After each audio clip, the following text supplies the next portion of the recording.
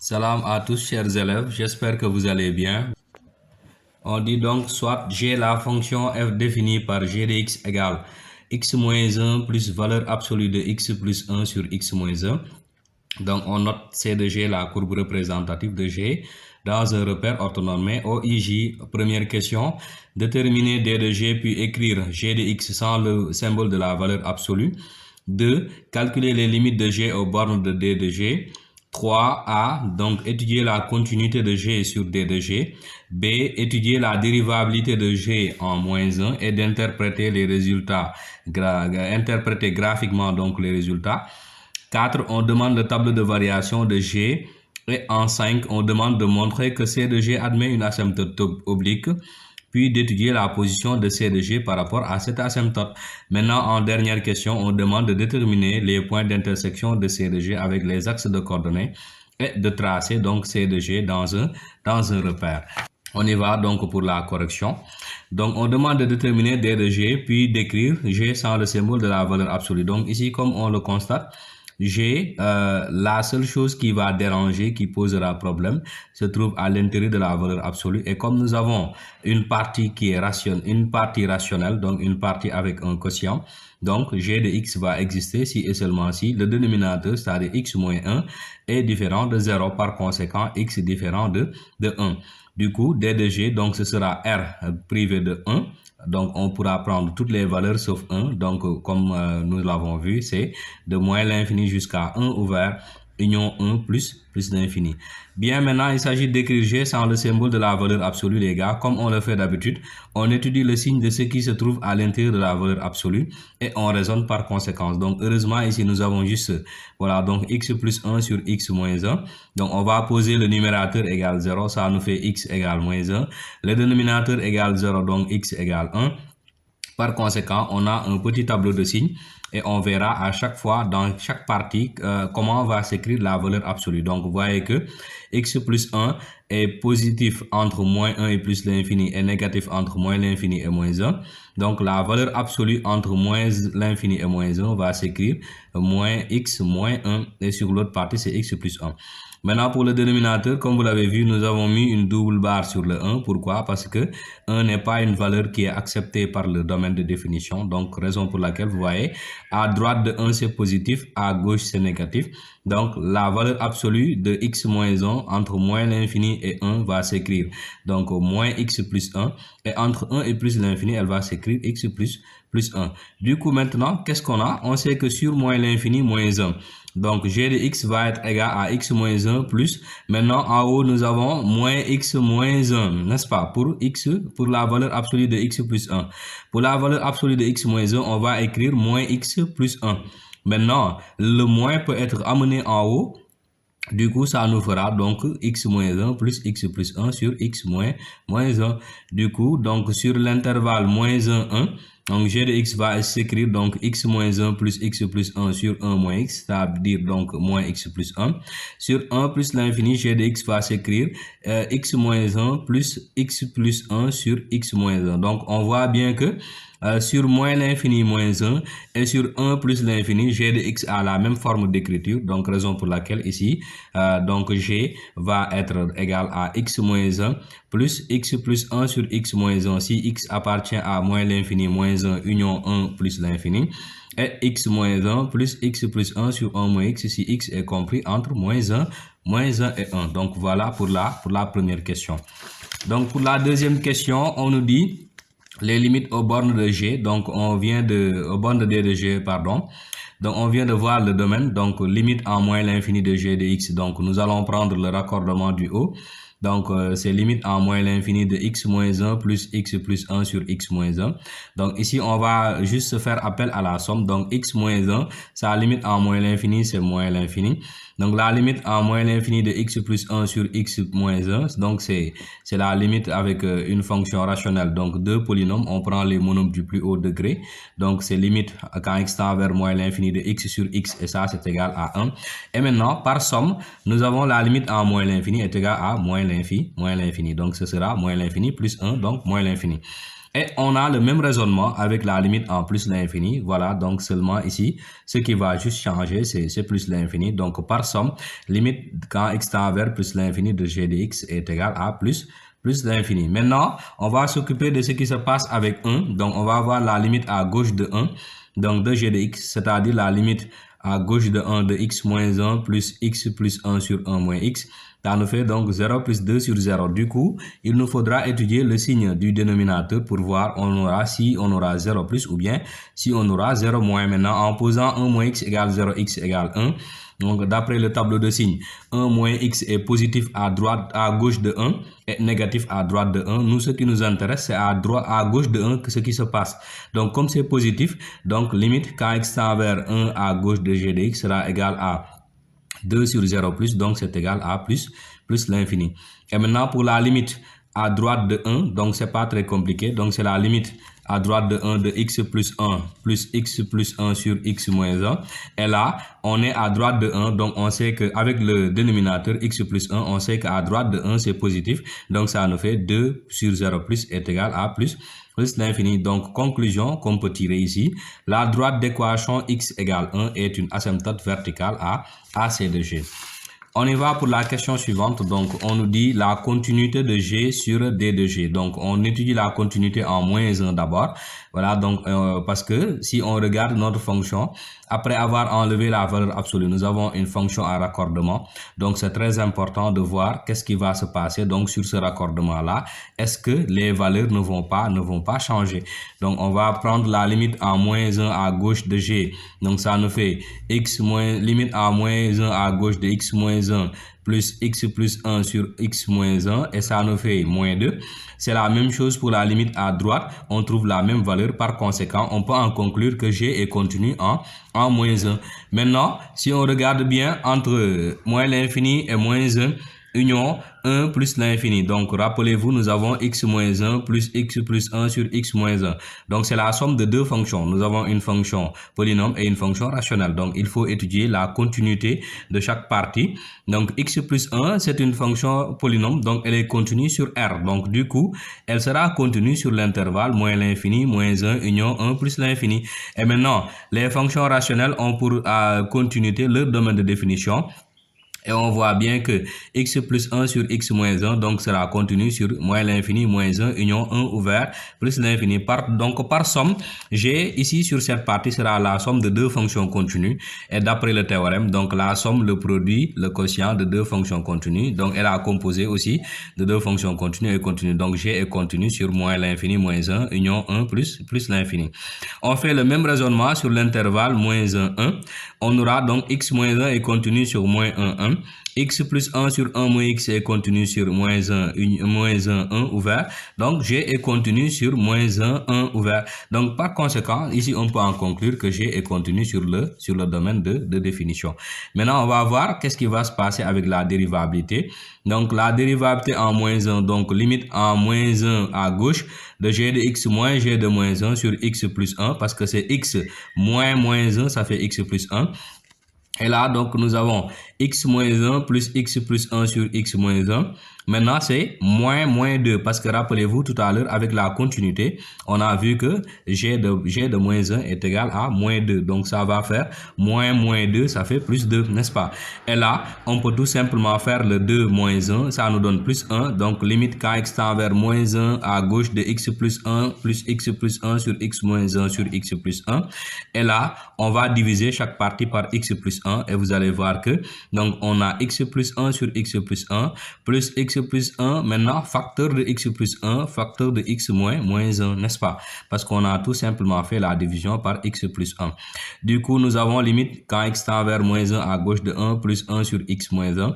En remplaçant donc par moins 1, ça nous fait 1 moins 1 demi. Et là, c'est égal à 1 demi. Donc, du coup, on sait que g est dérivable à gauche et le nombre dérivé g' g de moins 1 est égal à 1 demi. Maintenant, on va regarder la dérivabilité à droite de moins 1. Donc, limite quand x tend vers moins 1 à droite de g de x moins g de moins 1 sur x plus 1. Du coup, on va avoir le même, donc le même raisonnement. Mais cette fois-ci, rappelez-vous, à droite de moins 1, donc Au lieu d'avoir x plus 1, x moins 1 au dénominateur, on aura 1 moins x. Donc, c'est ça seulement qui a changé. Et on fait le même raisonnement qu'en haut. Donc, en faisant plus 2 à côté et on ajoute sur le moins 1, ça fait x plus 1. En divisant partout par x plus 1. Donc, vous voyez que ici, on aura maintenant limite quand x tend vers moins l'infini à droite de 1 plus 1 sur 1 moins x. Et là, en remplaçant par moins 1, on aura 1 plus 1 demi est égal à 3 demi. Donc, le nombre dérivé à droite est égal à 3 demi. Maintenant, notre problème ici, c'est que le nombre dérivé à gauche, c'était 1 demi. Le nombre dérivé à droite, c'est 3 demi. Donc, les nombres dérivés ne sont pas les mêmes. Conséquence, g n'est pas dérivable en moins 1. Et l'interprétation graphique, ici, comme les nombres dérivés sont différents, nous avons nécessairement un point anguleux, donc à gauche, plutôt un point anguleux en moins 1. Maintenant, avec ce point anguleux est caractérisé par sa tangente à gauche.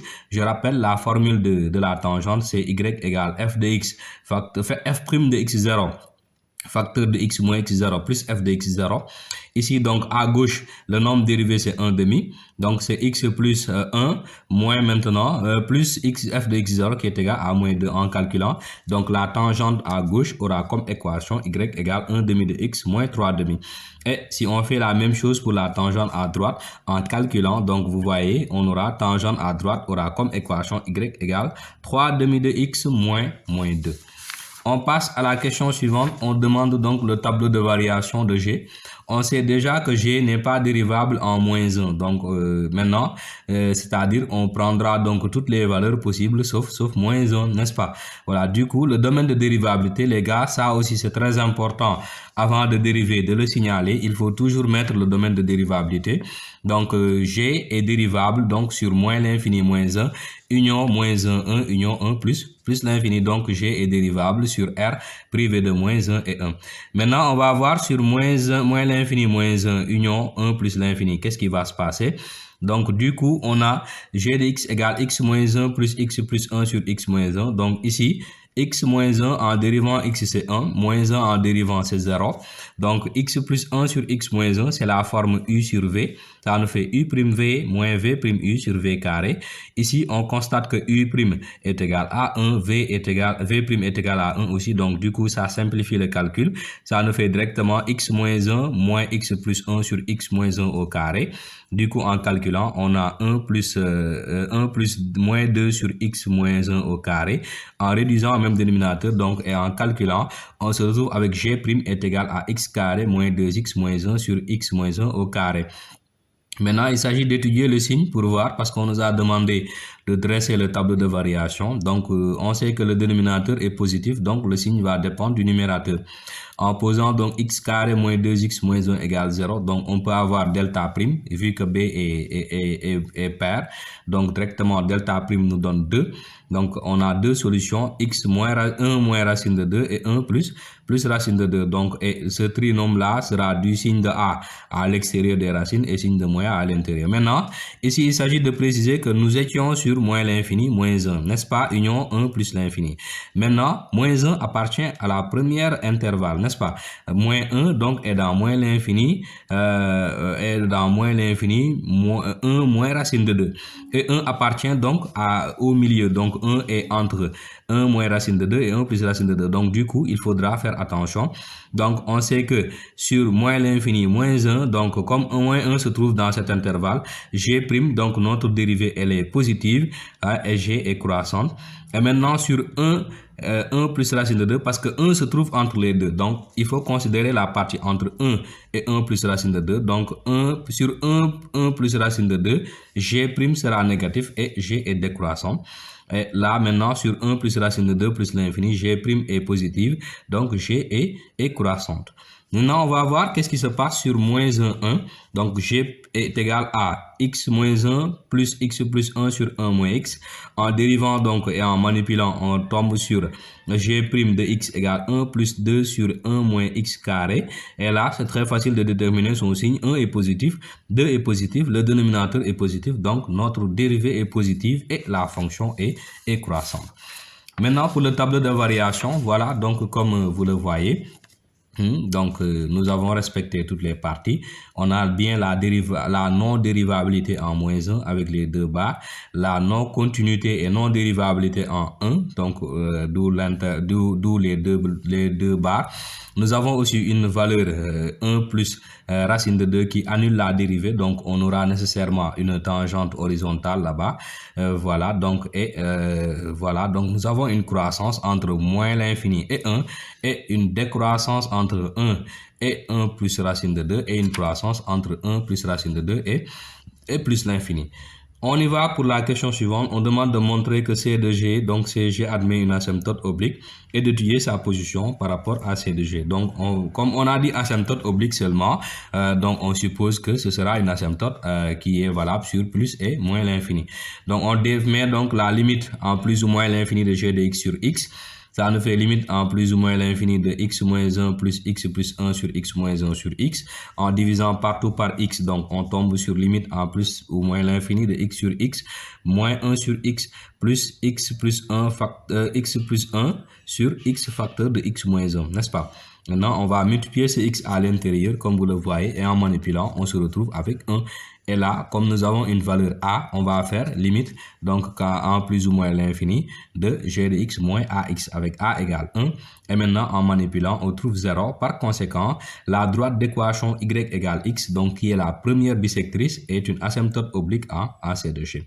Maintenant, pour étudier la position, donc on fait juste la soustraction entre les deux. Donc g de x moins x, ça nous fait x moins 1 plus x plus 1 sur x moins 1 moins x. Donc on se retrouve avec x plus 1 sur x moins 1 moins 1. En calculant, on trouve donc 2 sur x moins 1. Maintenant, 2 est positif, donc le signe dépend de x moins 1. Maintenant, avec x moins 1, c'est très facile. On sait qu'à gauche, c'est négatif, à droite, c'est positif. Si c'est négatif, la courbe est en dessous. Et si c'est positif, la courbe est au-dessus. Donc c'est ça que nous avons. Du coup, donc nous avons sur moins l'infini 1, donc la courbe est en dessous de l'asymptote, et sur 1 plus l'infini, la courbe est au-dessus de l'asymptote. Maintenant, pour la dernière question avec les points d'intersection, donc là, en calculant g de 0, on tombe directement sur 0, donc on dit que la courbe va passer par l'origine. Et maintenant, regardez, comme 0 se trouve entre moins 1 et 1, donc rappelez-vous, sur le tableau de variation, donc entre moins 1 et 1, si on est à 0, donc si x égale 0, y égale 0, donc non seulement entre moins 1 et 1, on traverse l'axe des abscisses, mais on traverse aussi l'axe des ordonnées. Maintenant, sur 1 plus l'infini, regardez, nous quittons moins plus l'infini et on descend jusqu'au point de coordonnées. Donc 1 plus racine de 2 et g de 1 plus racine de 2 qui est positif, donc qui est égal environ à 3 et quelques. Donc du coup, la courbe ne va plus recouper l'axe des abscisses, donc elle va monter directement.